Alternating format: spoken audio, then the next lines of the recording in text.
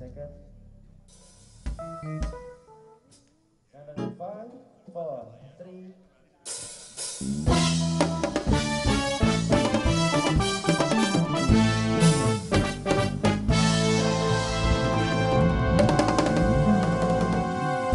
Lanjut lagi bersama Billy Boon di Ngobrol Pagi.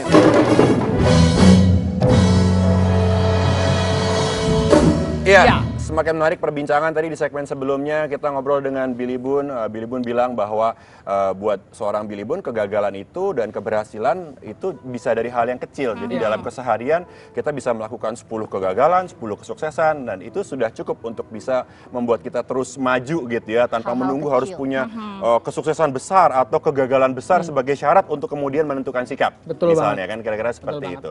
So, sekarang jadi CEO sudah berkali-kali, nanganin kafe juga sudah, nulis buku juga sudah. What's your next project? Project apa berikutnya nih yang Banyak pengen nih dilakukan? kayaknya. Ya ada beberapa lah, ada beberapa dengan teman-teman bikin tempat di Jakarta, itu jadi nanti sebuah tempat yang memang passion saya sekarang, passion tuh bisa nggak cuma satu ya. Yeah. Passion itu contohnya saya punya passion brand management, sekarang ini saya juga passionnya terhadap anak-anak muda Indonesia. Yeah. Gitu. That's why saya ngelakuin banyak sharing segala macam. Dan ini satu tempat ini akan community base. Jadi nanti tempatnya sekitar 500 square meter. Di situ kita coba mempromosikan baju-baju hasil pengusaha-pengusaha muda di Indonesia, apakah Jakarta, Bandung dan sebagainya. Yeah. Terus kemudian ada coffee-nya, terus kemudian juga bisa tempat-tempat ngumpul gitu. Jadi nanti saling sharing ideas, apakah book club, apakah nanti ya mungkin bisa syutingnya di sana nanti. Wah, gitu ya. amin ya Gitu. rabbal alamin. Mari kita doakan. Sama kalau jadi doain mungkin hopefully akhir tahun buka satu kafe lagi di Bali di Oh, di pinggir Bali. di pinggir pantai. Oh, Jadi pantai yang bisa sangat lihat yang sangat sunsetan indah. ya. Bisa Iya, bisa internetan, santai. wifi, ngeliat sunset. Gitu. Aduh. Bayangin hidupnya sekali hidupnya Billy seperti Boon itu. jadi ntar dia tidur-tiduran kan di pantai di Bali terus balik gitu kan, nongkrong di Tamrin, ke Bali lagi tidur-tiduran. Gini lagi, Enak banget nongkrong kayaknya ya. banget Yang kayaknya kurang jet hidupnya. pribadi itu. Oh, jet pribadi bolak-balik ya Sebentar benar. lagi. Oh, amin. Amin. Tapi Mas Billy Boon, kalau Iya. misalnya tadi kan dibilang mengenai kalau Mas Billy sadar akan kesalahan-kesalahan Iya. kecil setiap harinya disebut sebagai kegagalan. Iya. Jadi sehingga tidak pernah merasakan yang namanya kegagalan benar-benar sampai Betul. terperosok. Iya. Tapi mungkin ada dari mereka yang sudah ngerti passionnya gitu kan dan sudah dilakuin. Tapi kegagalan yang bagi mereka adalah besar itu terjadi berulang-ulang kali. Kadang-kadang orang jadi ngelokro, jadi males untuk ini. Akhirnya Jadi kemudian apa tadi? jadi males, Ngelu- ngelokro. Ngelokro. Perbenaran baru nih. Perbedaan baru. Ngelokro. Maaf ya dicampur.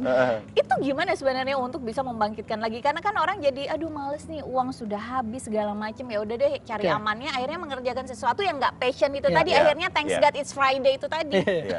Jadi gini, balik lagi semuanya in my opinion adalah sudut pandang ya. Yeah. Ngelihat sudut pandang mindset kita. Kalau menurut saya dari semua bisnis yang saya lakukan itu ya kita harus pinter-pinter. Yang namanya calculated risk. Ya sebagai entrepreneur kita harus ngerti yang namanya calculated risk. Kalau sekarang saya punya uang 10 juta rupiah. Terus kemudian ada teman ngajakin bisnis, kebetulan misalnya saya sesuai passion kita. Iya. Jangan keluarin 10 jutanya lah. Kalau kita keluarin 10 jutanya dan bangkrut, Iya. itu kegagalan besar. Karena kita akan yang, tabungan Nangis-nangis 10 tahun hilang gitu-gitu. Tapi kalau dalam bisnis itu kita cuma keluarin misalnya ya omong kosong, 500.000, Iya. begitu bangkrut, gue masih punya 9,5 juta. Itu mah kecil. So, gimana menyiasati calculated risk itu ya kayak gitu. Jangan di seluruhnya di tabungannya dipakai buat sebuah bisnis yang namanya bisnis nggak ada satupun bisnis di dunia ini yang udah pasti sukses, nggak ada. Oke. Nggak ada formulanya pun nggak ada gitu. Jadi supaya nggak gagal besar ya minimize the risk gitu aja sih. Jadi pinter-pinternya kita. Pintar-pintarnya di kita awal untuk ya. ngatur gitu. Jadi Jangan mungkin punya juga 10 juta pembisian dulu keluarin kali ya. 10 juta.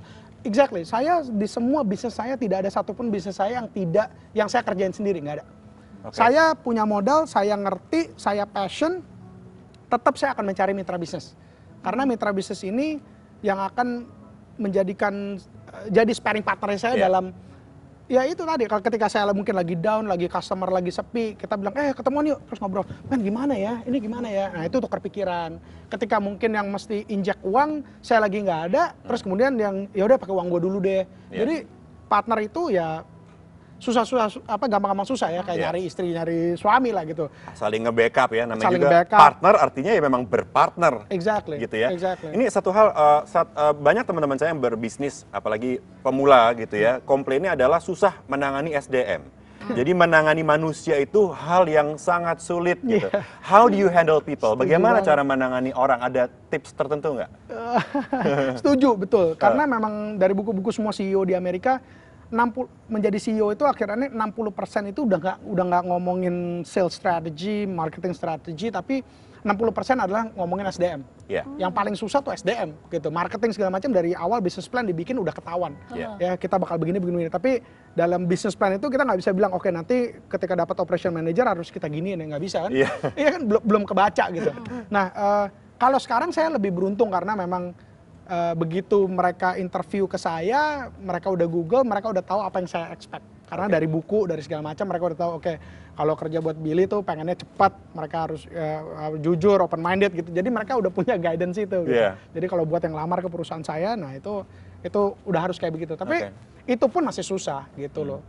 Semuanya tetap based on performance for me. Ketika mereka nggak perform ya I have to let go gitu. Jadi ya saya mem-fire orang juga udah banyak gitu. Tapi meng-hire orang juga banyak banget. Baik menerima maupun menyudahi hubungan sudah menjadi makanan Iya. sehari-hari gitu ya. Saya pernah kok mem-fire seseorang di awal-awal dulu, kita nangis bareng, tutup pintu, habis itu pelukan gitu, sorry ya gitu, because you're not performing, ini udah SP ketiga gitu. Iya. Tapi temenan ya masih temenan gitu. Itu dulu tuh, masih umur 26 tuh waktu jadi GM tuh. Ya sedih gitu karena kita tiap hari ketemu, but then I have to give example bahwa kerja itu harus result. Setelah sekian tahun gitu ya menangani banyak bermacam-macam orang gitu, ada nggak what do you learn from humans, dari manusia tuh apa sih? Kalau saya dalam meng-hire orang yang saya paling lihat adalah karakter. Oke. Saya nggak pernah nggak penting untuk cari orang yang pintar, in my opinion, tapi punya karakter yang baik adalah nomor satu. Karakter ini kan banyak, ya termasuk yang paling penting adalah dia mau belajar, dia nggak sombong, kayak gitu-gitulah. Dia mau belajar, dia nggak sombong, dia open minded, dia selalu positif, punya inisiatif, kerjanya cepat, itu semua karakter. Gitu. Jadi saya ketika meng-hire ngeliat CV itu saya nggak ngeliat dia dari universitas mana, saya nggak pernah lihat. IPK-nya berapa saya juga nggak pernah lihat gitu. Kecuali memang kalau lamaran masuk 1000 gitu. Universitas dan IPK itu menjadi sortiran awal aja. Sortiran awal ya. Tapi ketika begitu nanti yang menentukan mana yang saya hire itu ketika interview. Dan karena saya udah interview ratusan mungkin ribuan orang, jadi saya tahu kira-kira ada first impression dari baru masuk 5 detik atau 10 detik pertama, itu udah ketahuan oke, this person Kayaknya orangnya begini nih, kayaknya gini gitu. Oke. Mas Tapi Billy, karakter. Feeling-feelingan juga ya. Iya, dan saya nggak bilang semua yang saya hire sukses gitu dan tepat, enggak, sama sekali enggak. Itu ya that's a mystery emang SDM itu. Nyari orang gampang, nyari orang yang tepat susah. Iya, betul. Itu dia. Mas Billy, mungkin yang terakhir, kan sudah sering nih bertemu dengan orang-orang muda yang memiliki keinginan untuk bisa sukses seperti Mas Billy juga. Sebenarnya apa sih kendala paling awal yang paling banyak ditemui yang kemudian menghambat mereka untuk kemudian bisa berkembang menjadi sukses? Yang paling menghambat adalah mereka nggak tahu passionnya apa. Zaman sekarang kata galau itu makin merajalela gitu. Karena ya. nggak tahu mau apa gitu. Dia nggak tahu apa yang dia suka gitu loh. Mas Billy saya sukanya banyak. Mas Billy saya nggak tahu passion saya apa, nyarinya di mana gitu. Nyarinya jangan, nggak usah ngeliat-liat kantong gitu, nggak usah di kolong ini. Udah ada di dalam diri sendiri gitu. Jadi passion itu sebenarnya sesuatu yang kita sukain kan. Jadi kalau saya nanya gitu, suka makan bakso nggak? Jawaban kita cepat kan, suka atau enggak gitu loh. Jengkol suka nggak? Iya apa enggak gitu. Sama. Kunci pintu, renungin, tanya. Suka nyanyi nggak? Enggak. Suka traveling nggak? Suka. Tulis. Suka ini nggak? Nah, abis itu baru kita lihat lagi gitu. Nah, ini cuman sekedar suka atau pengen saya gali lebih dalam. Kalau kita punya keinginan untuk menggalinya lebih dalam, it's probably our passion. Gitu. Nah, jadi yang paling menjegal adalah terlalu banyak orang-orang anak-anak muda Indonesia nggak tahu dia cintanya apa, dia sukanya apa. Oke, berarti PR-nya untuk anak-anak muda di Indonesia adalah find your passion.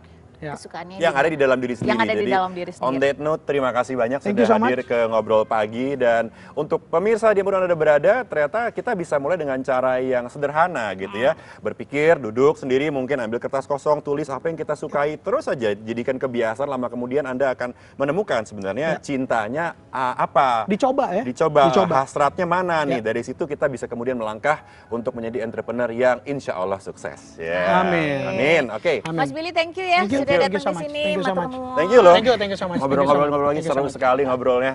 Oke, Thank you, kita thank you. jeda dulu ya Kita pemirsa. jeda dulu. Kami segera kembali dengan berita-berita, jadi tetap bersama kami tentunya di Ngobrol Pagi. Pagi.